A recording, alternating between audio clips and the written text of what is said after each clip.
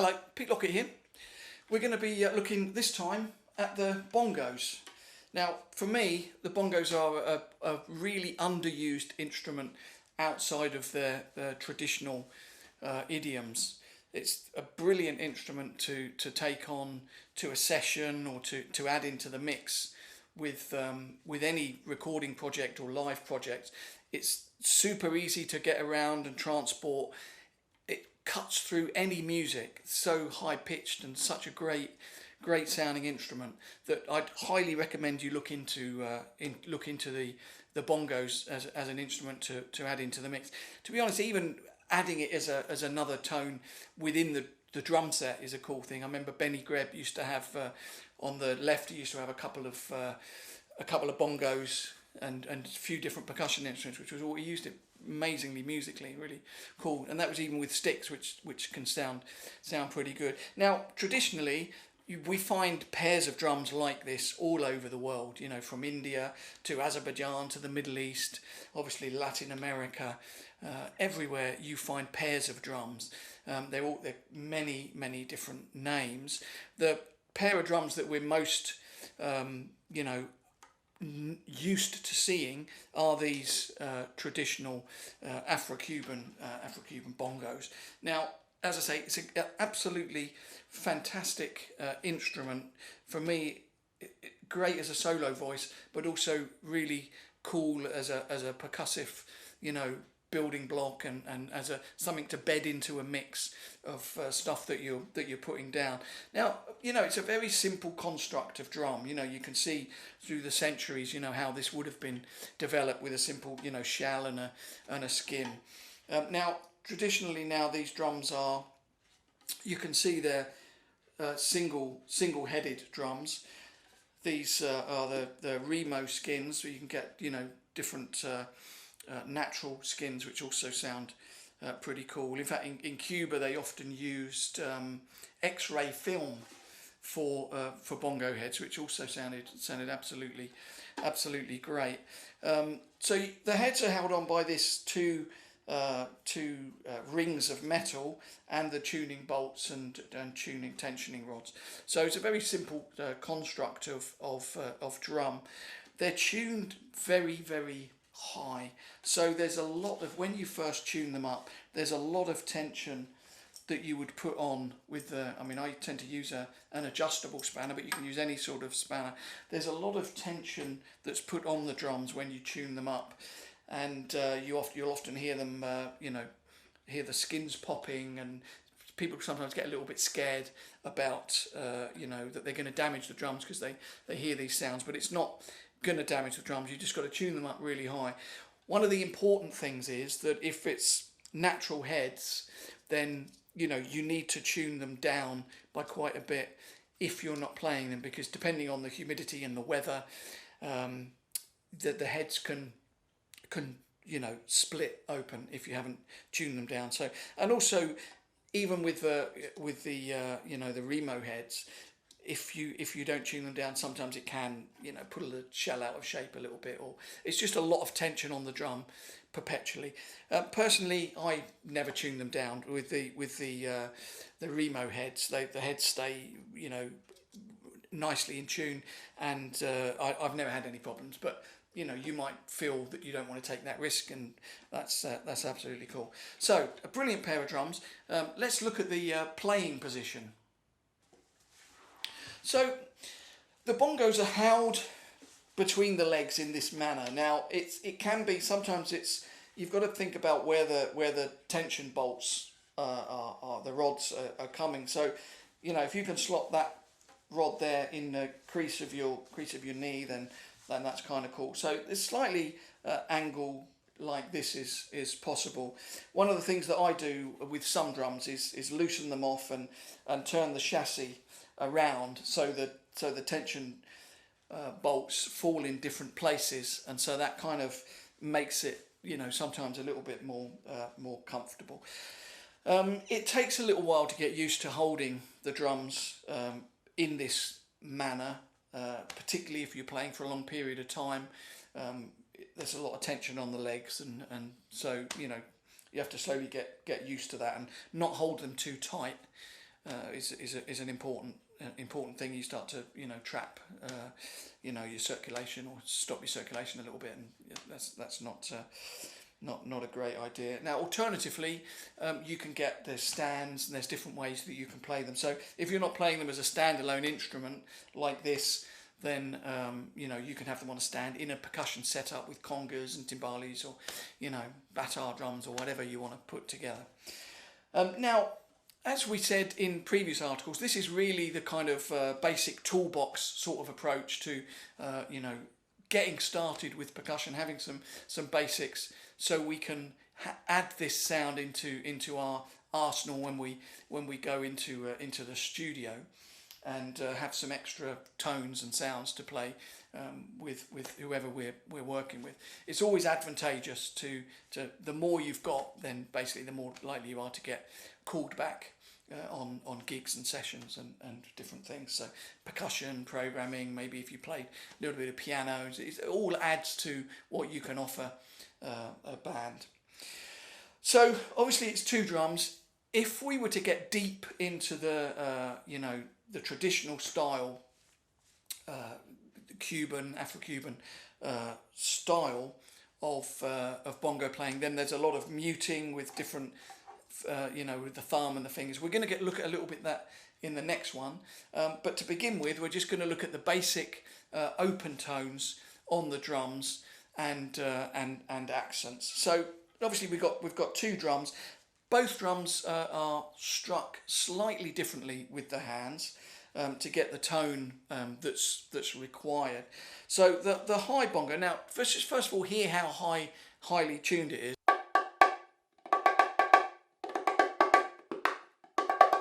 So it's really, really tuned high. So don't be scared to crank it up with the spanner and make it nice and highly tuned. So the basic stroke on the small bongo is played near the rim. We call this the open tone.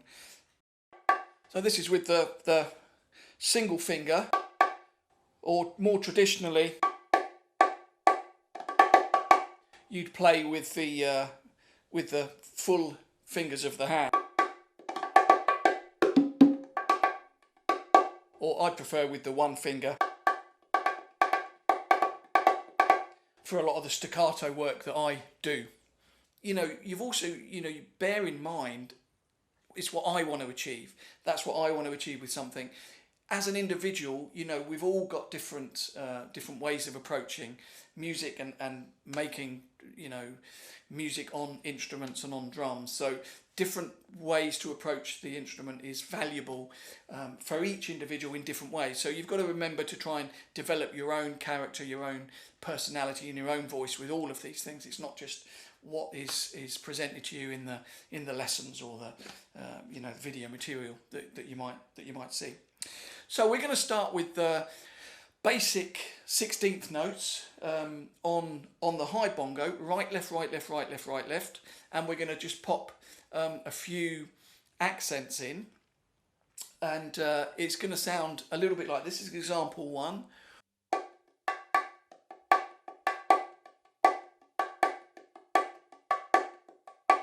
Notice how the touch strokes in between the accented notes are really quite quiet.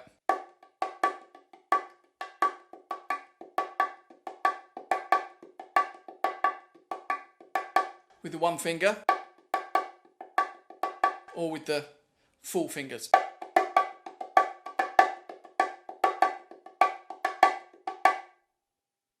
So now let's just add a bass note into that, a bass tone on the larger drum.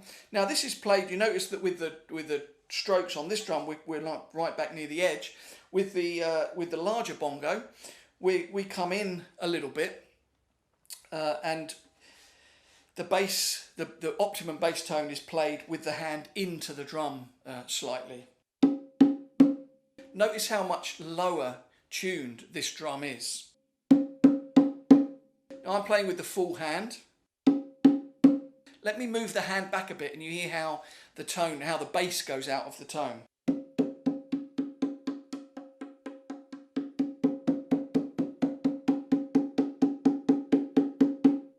So this portion of the hand, the underside of the hand, hits the rim, hits the rim of the drum. Again, with this stroke, you can also play that with the one finger. Not many traditional players would play with the one-fingered approach. How much more full-bodied the full hand is. So let's look at the next example. Now we're just going to add one bass tone into the groove that we had before. Example 2. 1, 2, 3, 4, and.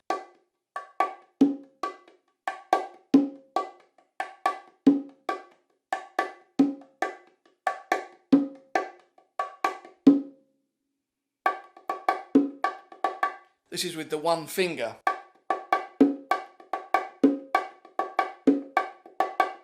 Or with the full fingers.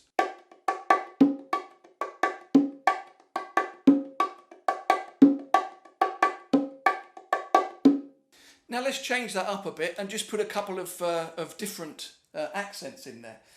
Example 3.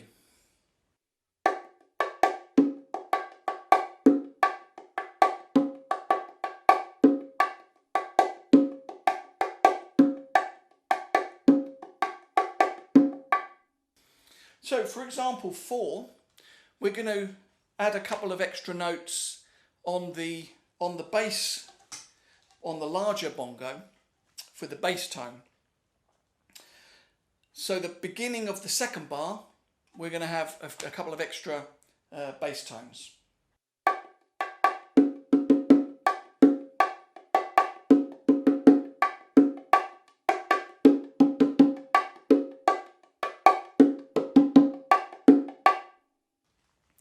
For example 5, we're going to play a groove that's very, very common across percussion and drum sets, kind of like a samba feel.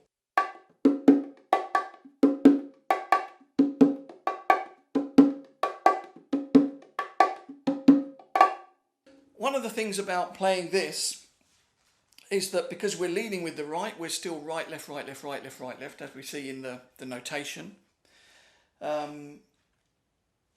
We have a silent note as the right hand comes over to the larger drum.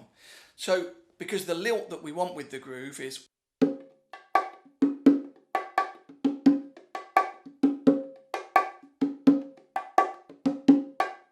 and so that means that when we're coming over to play on the larger bongo, we have a kind of ghost note also with on the larger bongo.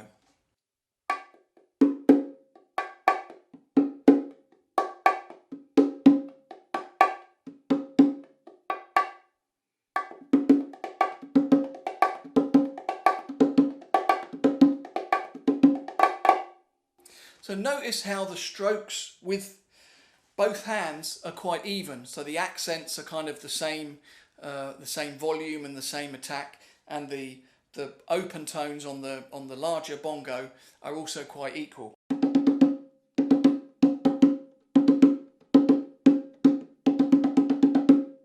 And then the high drum also, the notes are very evenly balanced.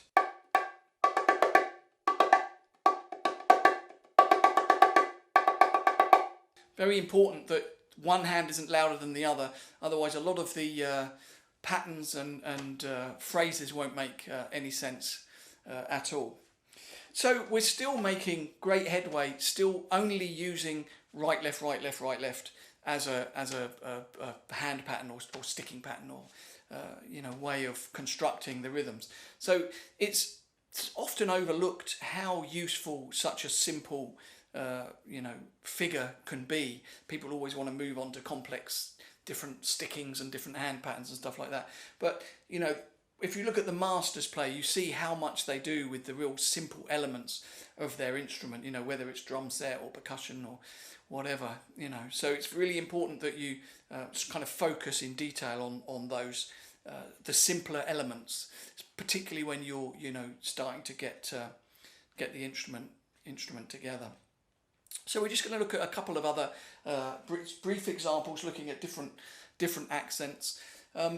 most of the time, or very often with bongos, you're going to hear the bass tone on the up rather than on the downbeat. But of course, you know, we're working outside of any traditional idiom really, and so, you know, you can kind of put any structures you like together. If we go back to something we did earlier in the series with the cajon, the simple 3-3-2 combination, it's quite useful to see how we can begin to employ that on bongos or whatever else we choose to look at. So we're going to start with the downbeat on the larger drum, and we just have a couple of accents on the smaller drum. And remember, the groove is 1 2 3 1 2 3 1 2 1 2 3 1 2 3 1 2 1 2 3 1 2 3 1 2 1 2 3 1 2 3 1 2.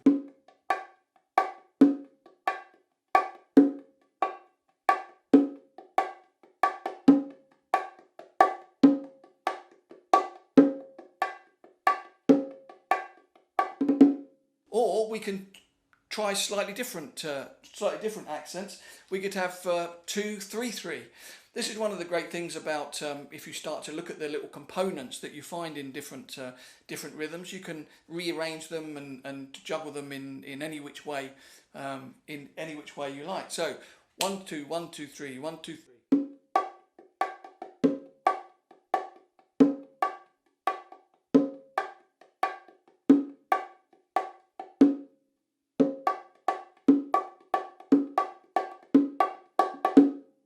So lots of ways you can start to put different things together. Work out whether you like the full hand,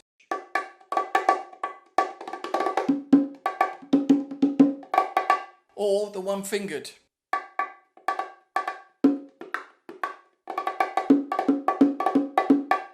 approach to playing the instrument.